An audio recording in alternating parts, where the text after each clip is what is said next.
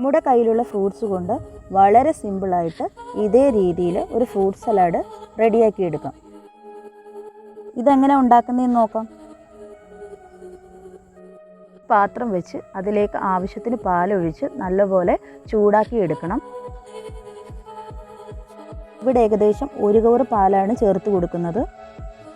പാല് നല്ലപോലെ തിളച്ചു വരുന്ന സമയം കൊണ്ട് ഒരു ബൗൾ എടുത്ത് അതിലേക്ക് 2 സ്പൂൺ കസ്റ്റേർഡ് പൗഡർ ഇട്ട് കൊടുക്കണം. ഇതിലേക്ക് പാലൊഴിച്ച് ഇത് നന്നായിട്ടൊന്ന് മിക്സ് ചെയ്ത് എടുക്കണം. ഇതേ രീതിയിൽ കട്ട പിടിക്കാതെ ലൂസായിട്ട് കലക്കി എടുക്കണം. കസ്റ്റാർഡ് പൗഡർ ഡയറക്റ്റ് പാലിലേക്ക് ഇട്ട് കൊടുക്കരുത്, കട്ട പിടിക്കും. ഇതേപോലെ കുറച്ച് പാല് ചേർത്ത് മിക്സ് ചെയ്തതിന് ശേഷമാണ് പാലിലേക്ക് ചേർത്ത് കൊടുക്കേണ്ടത്. പാല് നല്ലപോലെ ചൂടായി വരുമ്പോഴത്തേക്കും നമ്മൾ നേരത്തെ മിക്സ് ചെയ്ത് വെച്ചിരിക്കുന്ന കസ്റ്റാർഡ് പൗഡർ ഇതിലേക്ക് ഒഴിച്ചു കൊടുക്കണം. എന്നിട്ട് കട്ട പിടിക്കാതെ നല്ലപോലെ ഇളക്കി കൊടുക്കണം.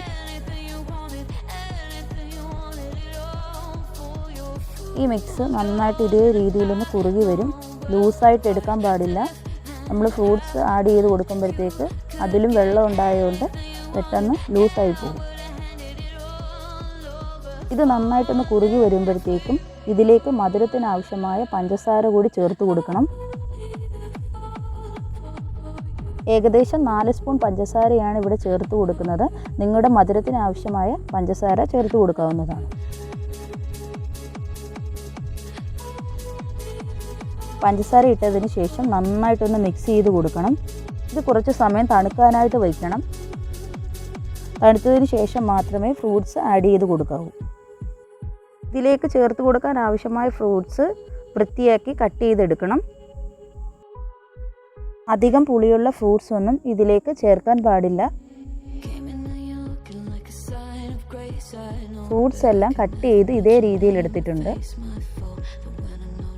ഒരു ബൗൾ എടുത്ത് നമ്മൾ കട്ട് ചെയ്ത് വെച്ചിരിക്കുന്ന ഫ്രൂട്ട്സ് ഒക്കെ അതിലേക്ക് ഇട്ട് കൊടുക്കാം. ഫസ്റ്റ് നമ്മൾ ചേർത്ത് കൊടുക്കുന്നത് മാതള നാരങ്ങയാണ്. അടുത്തതായിട്ട് നമ്മൾ ചേർത്ത് കൊടുക്കുന്നത് കട്ട് ചെയ്ത് വെച്ചിരിക്കുന്ന മാമ്പഴം. അടുത്തത് ഗ്രീൻ കളറിലെ മുന്തിരിയാണ് ചേർത്ത് കൊടുക്കുന്നത്. പിന്നെ സ്പെഷ്യലായിട്ട് ചേർത്ത് കൊടുക്കുന്നത് നമ്മൾ പായസത്തിലൊക്കെ ചേർക്കുന്ന അട വേവിച്ചതാണ് ഇതിലേക്ക് ചേർത്ത് കൊടുക്കുന്നത്. ലാസ്റ്റായിട്ട് നമ്മൾ ചേർത്ത് കൊടുക്കുന്നത് റോബസ്റ്റ പഴം കട്ട് ചെയ്തതാണ്.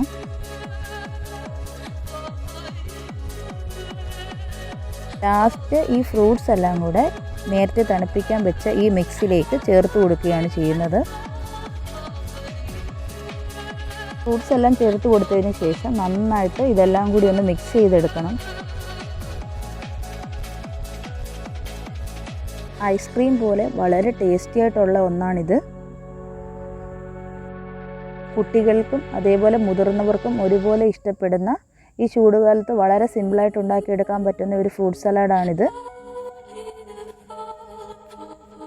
ഫ്രൂട്ട്സ് ഒന്നും കഴിക്കാത്ത കുട്ടികൾക്ക് ഇതേ രീതിയിലൊന്ന് ഉണ്ടാക്കി കൊടുത്താൽ കുട്ടികളൊക്കെ നല്ല രീതിയിൽ കഴിച്ചോളും. അഡീഷണൽ കളറൊന്നും ചേർക്കാതെ വളരെ നാച്ചുറലായിട്ട് ഉണ്ടാക്കിയെടുക്കാൻ പറ്റുന്ന ഒന്നാണിത്. വളരെ ടേസ്റ്റിയും അതേപോലെ നല്ല കളർഫുള്ളായിട്ട് ഈ ഫ്രൂട്ട്സൊക്കെ ഇങ്ങനെ കിടക്കുമ്പം തന്നെ നമുക്ക് കഴിക്കാൻ തോന്നും. കയ്യിലുള്ള ഫ്രൂട്ട്സ് കൊണ്ട് തന്നെ നമുക്ക് പെട്ടെന്ന് ഇത് തയ്യാറാക്കി എടുക്കാൻ പറ്റും. ഫ്രൂട്ട്സ് എല്ലാം ഇട്ടതിന് ശേഷം തണുപ്പിച്ച് നമുക്ക് ഉപയോഗിക്കാവുന്നതാണ്. അതുപോലെ തണുപ്പിച്ചതിന് ശേഷം ഇതൊരു സെർവിങ് ബൗളിലോട്ട് മാറ്റി കൊടുക്കാവുന്നതാണ്. വളരെ ടേസ്റ്റി ആയിട്ടുള്ള ഈ ഫ്രൂട്ട് സലാഡ് ഉണ്ടാക്കുന്നത് ഇഷ്ടമായെങ്കിൽ നിങ്ങൾ തീർച്ചയായും വീട്ടിൽ ഇതൊന്ന് ട്രൈ ചെയ്ത് നോക്കണം. ഇന്നത്തെ വീഡിയോ ഇവിടെ അവസാനിക്കുന്നു. ഇനി ഒരു പുതിയ വീഡിയോ ആയിട്ട് വരുന്നതായിരിക്കും. വീഡിയോ കണ്ടിട്ട് പോകുന്നവരെല്ലാവരും ഈ ചാനൽ ഒന്ന് സബ്സ്ക്രൈബ് ചെയ്ത് സപ്പോർട്ട് ചെയ്യാൻ മറക്കല്ലേ.